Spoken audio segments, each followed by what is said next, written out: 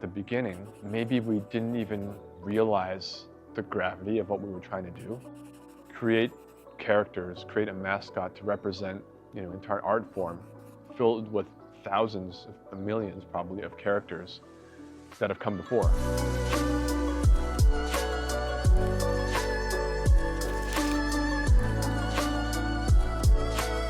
We tried so many different things. We had these characters designed by Ten, and he took an elemental kid and a frog plushie, that's one of the traits, and turned them into characters. The idea is that there's this girl, and she's got this magical wand, and she's got her friend, kind of like Calvin and Hobbes, where she can open different portals to different worlds. Yeah, we were looking at really great mascots that are really iconic shapes that you can distill down to something that works almost as an icon, but also something that speaks to you both like literally and also visually. We started with the animals from Azuki collection. We tried sloths, we tried frogs. Red panda we felt like was a little specific, but then the cat was the one that we really felt like had potential. But it's a double-edged sword, because with cat characters, it's hard to find a new design for a cat that somebody hasn't already done. One thing that caught my eye, and it's actually something that Ten had called out during a meeting.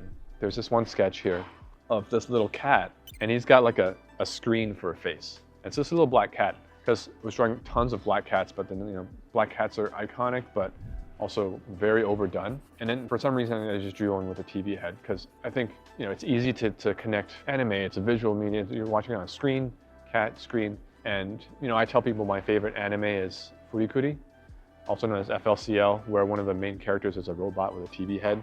So I always, try to get inspiration from my favorite things. So I drew this little sketch of a cat, and Ten in the meeting, he was like, yeah, that's it. Like, we should just do that. It's done. So I was like, okay, let's explore it. So this is an image of just tons of just that, where it's just like cats with screens for faces. And then when I did that, I was like, oh, wouldn't it be funny if these teeth were different colors, just like an old school TV when you have the color bars. So I did drop in those colors. Oh, that's kind of cool. This idea stuck with me. I'm like, okay, is there something we can mine here? It feels like something you can make into like literally an icon. And then for some reason I had the idea of, oh, what if like her bangs were the three colors? And then as soon as I had that idea, it actually flashed back to when I was working as a character designer on Overwatch. When you have something, you capture some inspiration from somewhere, and you're like, okay, as soon as I sit down, I know exactly what I'm going to draw, and I think it's going to work.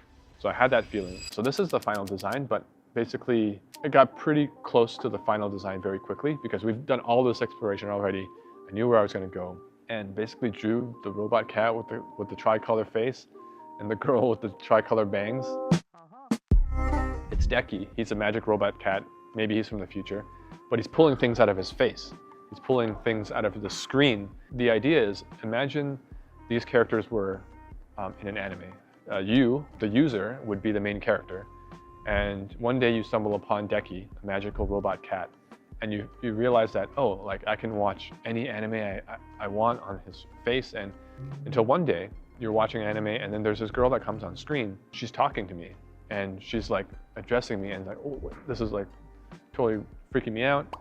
And then because this is like robot cat from the future, magical robot cat, she comes to life. She comes out of the screen and becomes a real person. When you can tell the story behind the character, then people can start to get attached. The name Ayame actually comes from, it's a Japanese, which means colorful dream.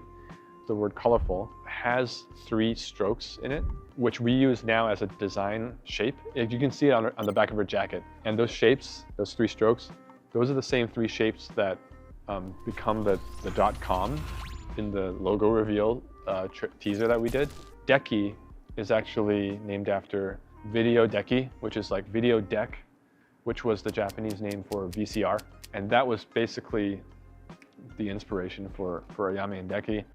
You want to follow her on an adventure. It's drawing you into the screen. And that's anime, right? It's like a colorful dream.